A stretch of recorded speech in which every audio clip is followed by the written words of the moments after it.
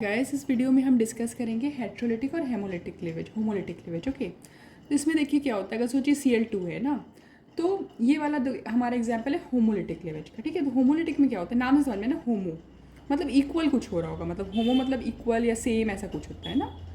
तो इसमें क्या होगा, देखिए जैसे Cl है, हाँ, और एक आपको कंडीशन ध्यान रखना है कि ये HNU कंडीशन में होता है, हीट में होता है, या फिर अब सोचिए मेटल्स हो, जैसे लुईस एसिड कैटलिस्ट हो, इस तरह का कोई मेटल हो, तब ये होता है। ठीक है, तो होमोलिटिक क्या है, देखिए अब ये बॉन्ड सोचिए जो बना है कोवैलेंट बॉन्ड है।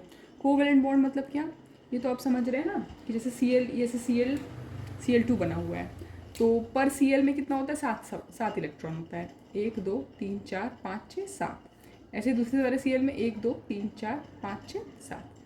तो ये दोनों अपना एक बॉन्ड बना लेते हैं, तो इनका अपना 8 8 हो जाता है। 1 2 3 4 5 6 7 8। अब तो ये बॉन्ड बना लिया, तो इसका भी इलेक्ट्रॉन इसमें काउंट होगा ना, तो 8 हो जाता है। तो होमोलिटिक क्लीवेज में क्या होता है ना कि ये तो जो दो इलेक्ट्रॉन जिससे वो एक बॉन्ड बनाए थे ना, ये अपना एक इलेक्ट्रॉन ले लेता है, ये अपना वो एक इलेक्ट्रॉन लेता है, दोनों अलग हो जाते हैं। ठीक है, तो कैसे देखिए इसका एरो, इसमें हाफ हेड वाला एरो दिखाते हैं। देखिए इसका एरो कैसे दिखाएंगे, ये HNU या फिर हीट या फिर Lewis acid catalyst Ag2+ metal का कोई इस तरह का कैटलिस्ट। ठीक है, ऐसे ऐसे होता है हाफ हेड एरो।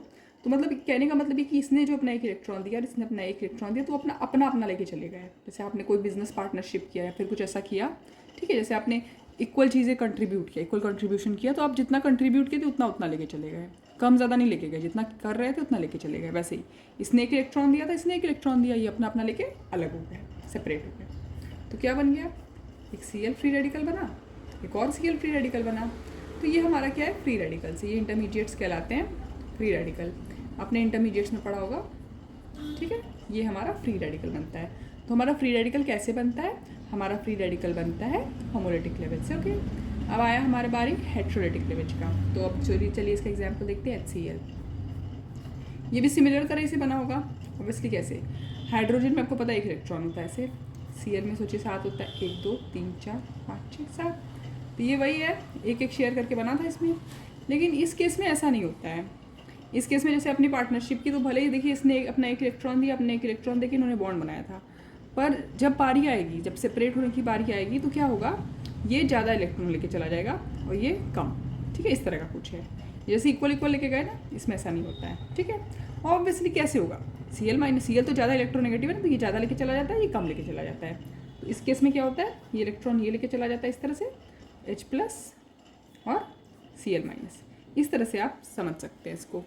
तो ये हमारा एग्जाम्पल हो गया हेट्रोलिटिक क्लीवेज। तो हेट्रोलिटिक क्लीवेज में देखिए HCl को तो आप ऐसे भी दिखा सकते हैं, आप समझ सकते हैं ना कि HCl मतलब क्या होता है, एसिड होता है, पानी में अगर डाले तो फिर एसिड या H+ डोनर होता है। ठीक है, तो वो तो आप समझ सकते हैं। तो एक कार्बोकेटायन बनता है, कैटायन और एक एनायन बनता है। तो आप देखिए कि होमोलिटिक में क्या होता है, फ्री रेडिकल बनते हैं। इसमें हेट्रोलिटिक में क्या होता है, कैटायन और एनायन बनता है।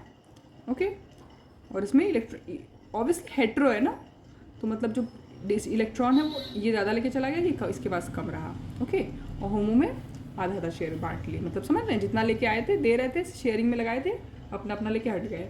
ठीक है, तो ये हमारा हेट्रोलिटिक और होमोलिटिक क्लीवेज है। Thank you.